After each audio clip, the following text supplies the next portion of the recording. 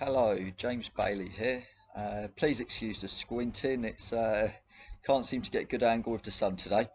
So I'm going to talk about anxiety here because I've touched on it in my book, Light in the Shadows: The Life of Epilepsy. But I want to give you a few more examples. What helped me get over it? Now, all cases are different. Everybody's different. Everybody's got different versions, if you will, of what they find uncomfortable. So one of mine was back in 2019. I was in hospital, epilepsy, seizures, and the rest of it. And I had a really bad experience, not due to the care, but just due to the whole situation, what I lost, and the damage it done to me. Um, anyway, I came out of hospital, didn't think anything of it, and then my nan ended up in hospital, and I had to go and visit.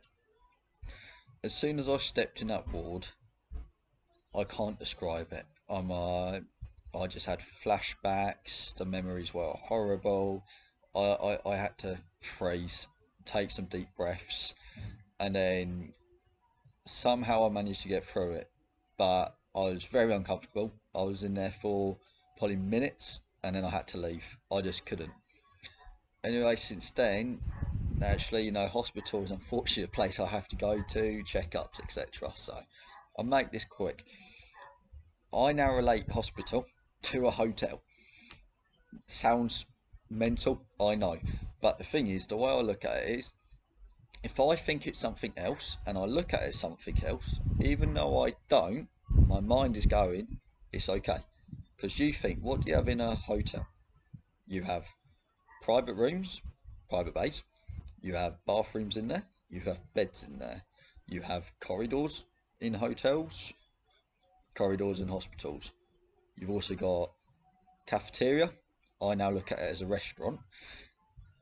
That's how I managed to get over it. So whenever I go into hospital now, I don't I don't think about it. I don't think about the surroundings. I only go, I talk to the person, I come away. That's one. The second one I ended up having was groups. I had really low confidence when I was younger, and it impacted me badly. Even at family gatherings, me trying and talk and interact, it was tricky. So if I can't talk in a group of family, how on earth am I gonna manage out in the real world? So the way I've got over that one is I've broken it down over time. And what I've done is I've worked out how many people I can comfortably talk to and focus on at one time. So my limit's four, including myself. So I can comfortably deal with three other people. So what I do is, it doesn't matter now if there's 10, 20, 30, 50, doesn't matter. What I do is, I just focus on those three people that I want to talk to, and that's it. Then once I've finished with one of those, I then look to the next one, and then I go and talk to them.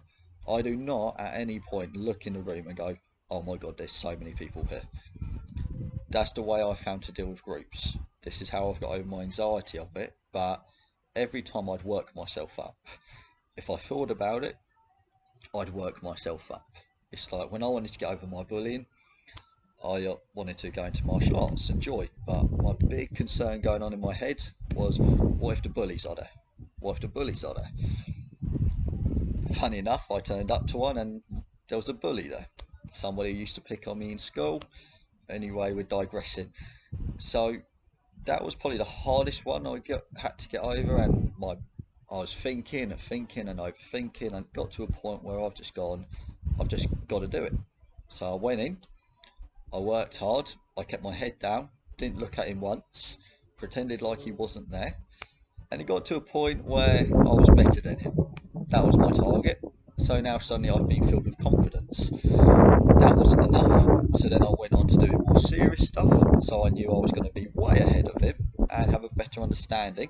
So there was no reason to feel anxious anymore about it.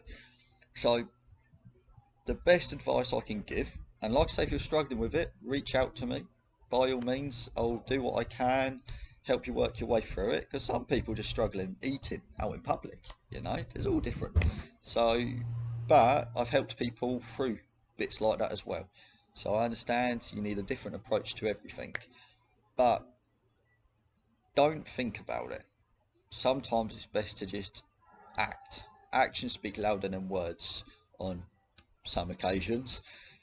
So yeah, don't think about it, just do it. Because the problem is it was like when I was in hospital.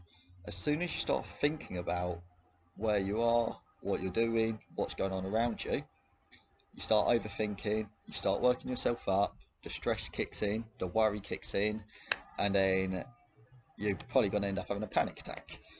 If you don't think about it, you just focus on one thing at a time. That's the best way I found to get past my anxiety. I'm still working on certain bits today, but over time, you find your way through it. I'll do a separate video on insecurities because that's a very different approach. But anyway, I hope this helps everybody. And like I say, there's stuff on anxiety in my book, Light in the Shadows of Life with Epilepsy. So feel free, pick that up, and by all means reach out to me. I'll put my Facebook link down at the bottom. Have a nice day, everybody, and take care.